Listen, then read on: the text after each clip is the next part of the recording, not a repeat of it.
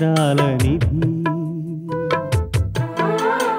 ఓ విధి విచిత్రాల నిధి వింత కథల సారథి ఆశ నిరాశల వారధి నిరంకుశ నిర్ణయాల నిర్దయవానిధి ఓ విధి విచిత్రాల నిధి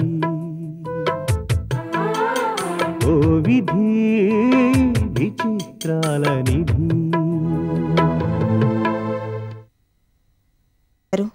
నీకు మరో పని చెప్తున్నాను, వెంటనే చెయ్యాలి. ఏదో పని చేయడానికే కదా పిలుస్తారు, చెప్పండి.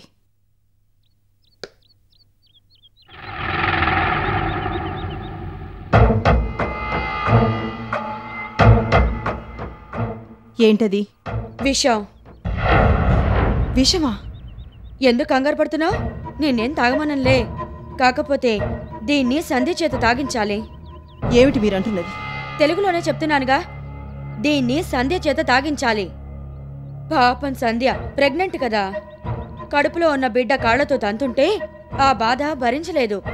అందుకని పురిటి నొప్పులు కూడా పడకుండానే దానికి పుట్టబోయే బిడ్డ పైలోకాలకి వెళ్ళిపోవాలి.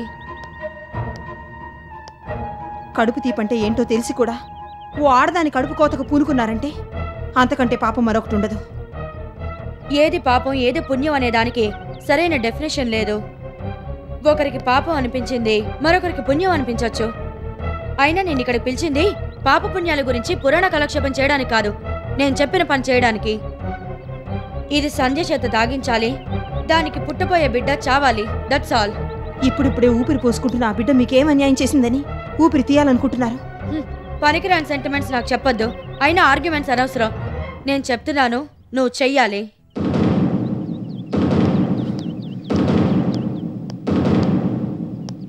ఇప్పటి వరకు మీరు చెప్పింది అలా చేసుకుంటూ వచ్చాను, కానీ ఈ పని చేయడం మాత్రం నా వల్ల కాదు. ప్లీజ్ నన్ను వదిలేయండి. ఇంత దారుణం నేను చేయలేను. ఇది గనక తాగితే బిడ్డతో పాటు సంధ్య ప్రాణాలు కూడా పోవచ్చు. చివరికి నన్ను హంతకురాన్ని చేయకండి. ఈ పని నువ్వు చేయకపోతే మరొకరి చేత చేయిస్తాను, కానీ నువ్వు చేసినట్టు నిరూపిస్తాను. అంచేత నువ్వే చేసావనుకో, నీ భర్త కాలు బాగుపడి కులాసాగా తిరిగొస్తాడు. లేదంటే కుంటడానికి కూడా కాలుండదు. అంతేకాదు, ఇదంతా డబ్బు కోసం నువ్వాడుతున్న నాటకమని వాళ్ళకి తెలిసేలా చేస్తాను. ఇదో రకమైన బ్లాక్మెయిలింగా? నువ్వెలా అనుకున్నా సరే. ఎంత అవసరంలో ఉన్నా ఇంత నీచానికి దిగజారలేను. మీరు చెప్పిన పని చేసి సాటి ఆడదానికి అన్యాయం చేయలేను. కానీ ఒక భార్యగా భర్తకు అన్యాయం చేస్తావన్నమాట. మేడం, అవును మరి. నిన్నే ప్రేమించి పెళ్లి చేసుకున్న నీ భర్త ఆరోగ్యం కావాలో, ఏ రకమైన సంబంధం లేని సంధ్య క్షేమం కావాలో నువ్వే డిసైడ్ చేసుకో.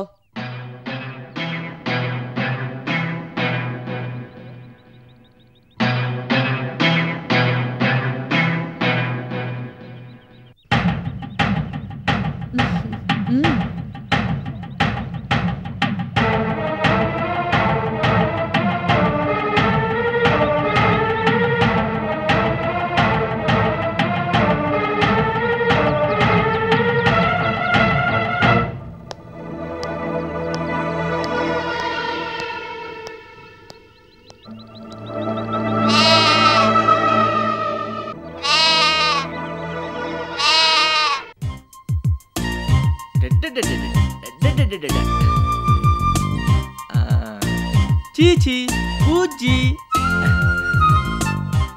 హాయ్, ఏంటలా ఉన్నావు? కోపమా? అయితే మాత్రం మూతి ముడుచు కూర్చోవాలా? ఏదైనా మాట్లాడొచ్చు కదా. ఓహో, మాట్లాడితే ముత్యాలు రాలిపోతాయి అనుకుంటాను. ఒక్కటిచ్చానంటే ముత్యాలు కాదు, మూతి పళ్ళు రాలిపోతాయి. No problem. ఈ మధ్య డెంటిస్టులు బాగా పెరిగారు. అండ్ చెక్క కొత్తవి కట్టించుకుంటాను. అయినా శ్రీకృష్ణుడు అంతటి వాడే భార్య కాలితో తంతే కాముగా ఉండిపోయాడు. ఆఫ్టర్ ఆల్ ఈ వినోద్ గడు ఎంతని మోడర్న్ సచ్చిబొమ్మకి చెప్పు. ఆ విషయం తెలుసు కూడా ఇక్కడెందుకు?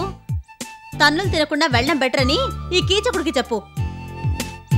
అబ్బా, కోపంలో కూడా ఎంత గ్లామరస్ గా ఉన్నావురా నా అప్పలకొండ. పొగిడినంత మాత్రాన నేను ఫ్లాట్ అయిపోయి సరెండర్ అయిపోనని చెప్పు. నేనేదో మాట వరుసకి గ్లామరస్ గా ఉన్నావంటే మిస్ వాళ్ళు అనుకుంటుందేమో. పాపం అంత లేదని చెప్పమ్మా. ఏమీ లేకుండానే వెనకాల పడి మరీ పెళ్లి చేసుకున్నాడా? అదడుగు మిస్టర్ వరస్ట్ని. పాపం ఫీల్ అయిపోయినట్టుంది. జోక్గా నానని చెప్పు. అందరి ముందు భార్యని జోకర్గా నిలబెట్టడం బుద్ధున్న భర్త చేసే పని కాదని నోట్లో ఒక లారీ గడ్డి పెట్టి మరీ చెప్పు. భూమి గుండ్రంగా ఉందని మళ్ళీ ఆ గొడవ దగ్గరికి వచ్చి ఆగిన చూసావా? ఇంక ఇది ఇలాగే కంటిన్యూ అవుతుంది కానీ జరిగిన దానికి సారీ చెప్పేస్తే అలా పడి ఉంటుంది. ఏమంటావు? సారీలతోనూ శారీలతోనూ కాపురాలు నిలబడవు. ఒకరి మీద ఒకరికి గౌరవం ఉండాలి, నమ్మకం ఉండాలి. సారీ అన్నాడని వదిలేస్తే మొన్న తిట్టావు, రేపు కొట్టినా కొడతావు. ఇది కనుక రిపీట్ అయిందా మనిద్దరికి రామ్ రామ్. ఐసి అయితే అర్జెంటుగా నేను ఇంకొక అమ్మాయిని చూసుకోవాలన్నమాట. సిగ్గు లజ్జ వదిలేసిన వాళ్ళకి ఏమీ చెప్పలేము. ఏం చెప్పినా దున్నపోతు మీద వాన కురిసినట్టే. భర్తను పట్టుకుని ఎంత మాట అన్నావు?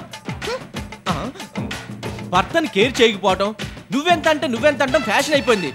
దీన్నే మోడర్న్ కల్చర్ అంటారు కాబోలు. భర్తలు వల్చర్స్ అయితే భార్యలు గౌరవించరు. ఏదైనా ఇచ్చి పుచ్చుకోవడంలోనే ఉంటుంది. అసలు భర్తల వల్ల భార్యలు గౌరవం పెరుగుతుంది. ఆ విషయం తెలుసా నీకు? మన పురాణాల్లో కూడా సీతారాములు, పార్వతీ పరమేశ్వర్లు అని భార్య పేరే ముందు చెప్పారు కానీ భర్తల పేర్లు చెప్పలేదు.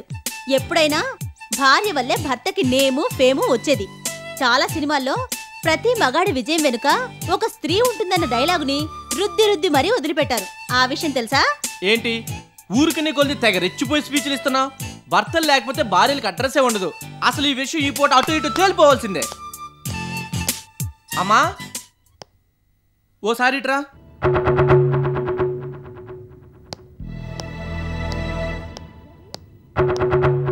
నువ్వు చెప్పమ్మా, భర్త వల్ల భార్యకి విలువ పెరుగుతుందా, భార్య వల్ల భర్తకు విలువ పెరుగుతుందా? చెప్పాను కదా, భార్య వల్లే భర్తకు విలువ పెరుగుతుందని. అత్తయ్య కూడా అదే చెప్తుంది. ఏమత్తయ్యా? అదేం కాదు సంధ్య. అంటే నేను చెప్పిందే కరెక్ట్ అన్నమాట. నువ్వు చెప్పింది కూడా కరెక్ట్ కాదు వినోద్. అదేంటమ్మా? అవును వినోద్, భార్యాభర్తల్లో ఒకరు ఎక్కువ ఒకరు తక్కువ అని ఉండదు. ఒకరి వల్ల మరొకరికి గౌరవం పెరుగుతుంది. అందుకే ఇద్దరు ఒకటే అనుకుని ఒకరినొకరు అర్థం చేసుకుంటూ ఒకరి భావాలకొకరు గౌరవిస్తే జీవితం కమ్మని పాటలా సాగిపోతుంది. కరెక్ట్గా చెప్పావమ్మా. విన్నావుగా, ఇప్పటి నుంచైనా నన్ను గౌరవించడం నేర్చుకో. నాది సేమ్ డైలాగే. ఏంటమ్మా బయటికి వెళ్ళి వస్తున్నావా? షాపింగ్కి వెళ్ళొస్తున్నాను. ఏం కొన్నావేంటి? పర్స్ అంత లావుగా కనిపిస్తుంది. ఇవ్వమ్మా. ఏంటమ్మా ఏదైనా మెడిసినా? ఒంట్లో బాగలేదా? అదేం లేదు వినోద్, తలనొప్పి వచ్చినప్పుడల్లా ఈ డ్రాప్స్ పాలలో వేసుకుని తాగుతుంటాను అంతే. అది సరే గాని సంధికి ఇది వరకు ఒకసారి అబార్షన్ అయిందన్నారు. ఈసారి అలా జరగకుండా చూసుకోవాలి. హెల్త్ విషయంలో చాలా కేర్ తీసుకోవాలి. అలాగేనమ్మా. అంతేకాదు ఈసారి అలా జరగకుండా 12 బిడ్డను కనమని నువ్వు మనసారా ఆశీర్వదించమ్మా. అదేంటి వినోద్, నా ఆశీస్సులు సంచికి ఎప్పుడూ ఉంటాయి. 12 బిడ్డను కనాలని కోరుకుంటున్నానమ్మా. థ్యాంక్ యూ అత్తయ్య. వస్తాను.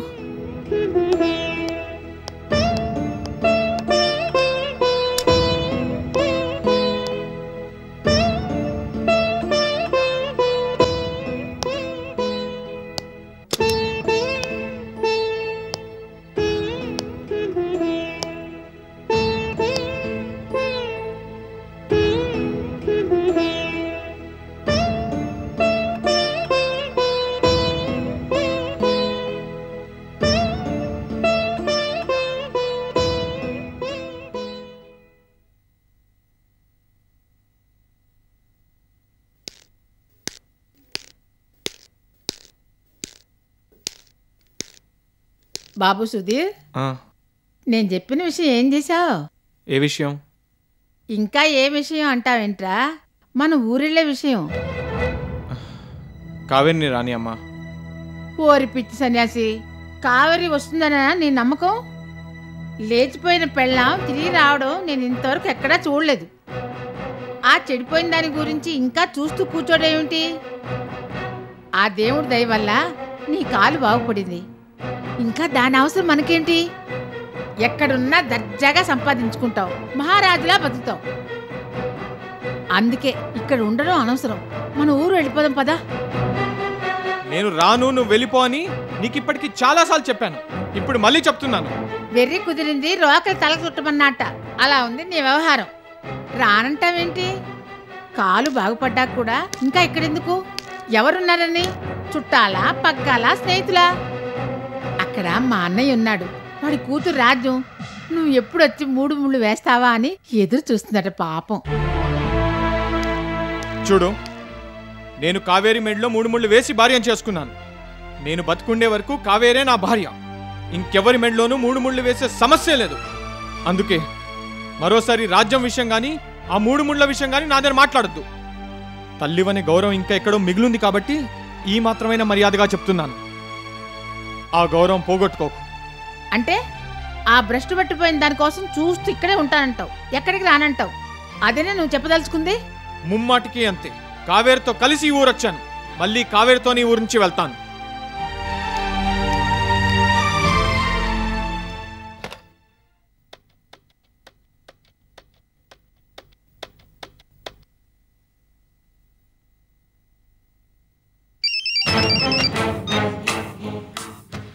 హలో, నేను చెప్పిన పని ఏం చేశావు? ఏమీ చేయలేదు. ఏమిటో తలతిక్క సమాధానం? ఆ పని ఈ రోజే జరిగిపోవాలి. జరగదు. మీరెంత బెదిరించినా తెలిసి నేను ఎటువంటి పాపిష్టి పని చేయను. చేయనంటే కుదరదు, చేసి తీరాలి. ఒక్కసారి ఈ రోజు గుప్పెట్లోకి వచ్చాక తప్పించుకోవడం ఎవరి వల్ల కాదు. ఇదంతా డబ్బు కోసం నువ్వాడుతున్న నాటకమని వాళ్ళకి తెలిసేలా చేస్తాను. నీ బతుకు నాశనం చేస్తాను. చెయ్యను అని తెగేసి చెప్పిన దానివి అలా సైలెంట్గా ఉండిపోయావే అంటే నా రూట్లోకి వచ్చావన్నమాట. గుడ్. చెప్పేది జాగ్రత్తగా విను. కడుపుతో ఉందని అందరూ సంధ్యని అపురూపంగా చూసుకుంటున్నారుగా, అది అడ్వాంటేజ్గా తీసుకో. నేనిచ్చిన బాటిల్ జాగ్రత్తగా ఉందిగా. భార్గవి సంధ్యకి పాలో కాఫీయో ఇచ్చినప్పుడు తెలియకుండా బాటిల్లోది ఓ డ్రాప్ వేయి చాలు. ఆ డ్రాప్ సంధ్య మాతృత్వానికి ఫుల్ స్టాప్ అవుతుంది. సంధ్య రెండోసారి తల్లయ్య అదృష్టాన్ని పోగొట్టుకుంటుంది. మనకు కావాల్సింది అదే. నీ పనయ్యాక ఆ బాటిల్ తీసుకెళ్లి భార్గవి బెడ్ కింద పెట్టే.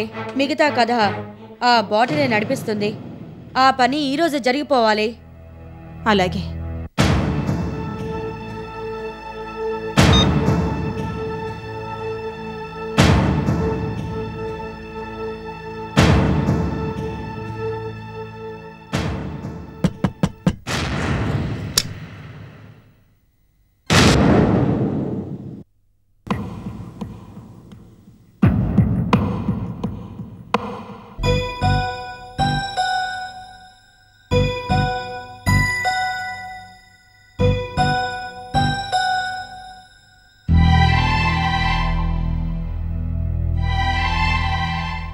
ఏంటి భార్గవి అలా ఉన్నావు?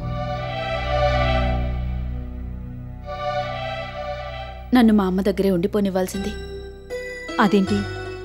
భర్తని వదిలేసి పుట్టింట్లో ఉండాల్సిన అవసరం నీకేంటి? లేదు భార్గవి, ఆయనకి నా మీద ఇంకా అనుమానం పోయినట్టు లేదు. ఎంతో ప్రేమగా ఉండేవారు. ఇప్పుడు ఆ ప్రేమ లేదు. నన్ను శత్రువుని చూసినట్టు చూస్తున్నారు. నోరు తెరిచేదన్నా అడిగినా అంటీ అంటున్నట్టు సమాధానం చెప్తున్నారు. అసలు నేను ఇంట్లో ఉండడం ఇష్టం లేనట్టుగానే ప్రవర్తిస్తున్నారు. అదేం లేదు భార్గవి. కాపురం అన్నాక ఏవో కలతలు వస్తూ ఉంటాయి. అభిమానంతో పాటు అప్పుడప్పుడు అపార్థాలు అపోహలు చోటు చేసుకుంటూ ఉంటాయి. అంత మాత్రాన భార్యాభర్తల అనుబంధం ఎక్కడికి పోతుంది చెప్పు? ఎంతో ముఖ్యమైన ఫైలు మా అమ్మ చేతికి వెళ్ళిందనేసరికి దీపక్ షాక్ అయ్యాడు. అందుకని అలా ఉన్నాడే తప్ప నువ్వంటే ప్రేమలేక కాదు. ఇవన్నీ త్వరలోనే సర్దుకుంటాయి. నువ్వు ధైర్యంగా ఉండు. ఇప్పటి వరకు అదే ధైర్యంతో ఉన్నాను భార్గవి. కానీ రోజు రోజుకి మా ఇద్దరి మధ్య దూరం పెరిగిపోతుందేమో అనిపిస్తుంది. తెలిసి నేనే తప్పు చేయలేదు, ఎవ్వరి మనసు కష్టపెట్టలేదు. సొంత అక్క కన్నా ఎక్కువగా నన్ను అభిమానిస్తున్నావు. కనీసం నువ్వైనా నన్ను అర్థం చేసుకుని ఆయనకు కాస్త నచ్చ చెప్పు. ఎలాగైనా నా కాపురం నిలబెట్టు.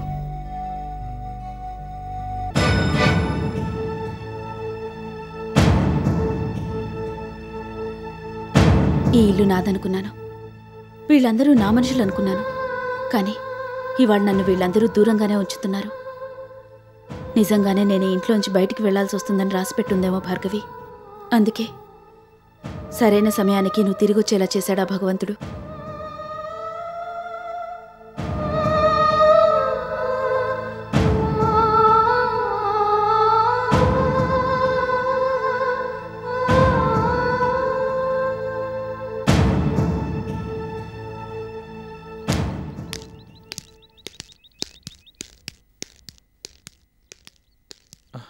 నమస్కారం సార్. నమస్తే. ఓ సుధీర్, మీరా? ముంబై నుంచి ఎప్పుడు వచ్చారు? నిన్ననే వచ్చాను sir. Very good. Operation success అయ్యి మీ ఆరోగ్యం బాగుపడినందుకు చాలా ఆనందంగా ఉంది. పాపం కావేరి మీ ఆపరేషన్ కోసం చాలా ఇబ్బందులు పడింది. ఇంతకీ కావేరి విషయం ఏమన్నా తెలిసిందే? లేదు సార్. అరుణ గారికి ఏమైనా తెలుస్తుందేమో కనుక్కుందామని మీ షాప్కే బయలుదేరాను. తనకి ఏమీ తెలియదనుకుంటాను. అయినా అరుణ లేదు, సెలవు పెట్టింది. ఎప్పుడొస్తుంది సార్? వాళ్ళ రిలేటివ్స్కి ఎవరికో ఆరోగ్యం బాగాలేదని సెలవు పెట్టి వాళ్ళ ఊరు వెళ్ళింది. అలాగా సార్. ఇంతకుముందు కావేరి మీకేదో డబ్బు బాకీ ఉందని చెప్పారు. పరిస్థితులు బాగోలేక వెంటనే తీర్చలేకపోయాం. కాలు బాగుపడి ఆరోగ్యం కుదుట పడింది కాబట్టి తొందరలో ఉద్యోగం ఏదైనా చూసుకుంటాను. రాగానే మీ బాకీ మొత్తం తీర్చేస్తాను. అందుకు నాకు కొంచెం టైం ఇవ్వండి చాలు. ఆ అమౌంట్ మొత్తం క్లియర్ అయిపోయింది సుధీర్ గారు. ఇక మీరు నాకు ఇవ్వాల్సింది ఏమీ లేదు. అదేంటి సార్? అవును, బోనస్ డబ్బు, చిట్స్ డబ్బు, ఇలా ఏవేవో అన్నీ కలిపి కావేరి ఇవ్వాల్సిన డబ్బు అని అరుణ బాకీ మొత్తం తీర్చేసింది. అలాగా సార్. ఏదేమైనా సమయానికి మాకు డబ్బు ఇచ్చి ఆదుకున్నందుకు thank you very much sir. నేను మళ్ళీ కలుస్తాను సార్. మంచిది.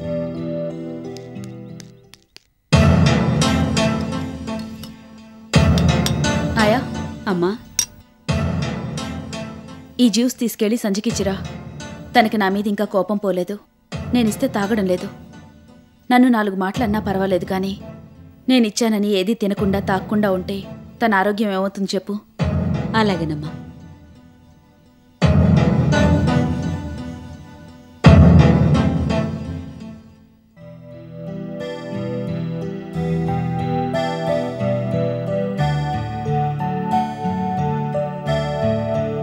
సంజ, జ్యూస్ తాగమ్మా. అక్కడ పెట్టి వెళ్ళాయా? నేను స్నానం చేసి వచ్చి తాగుతాను.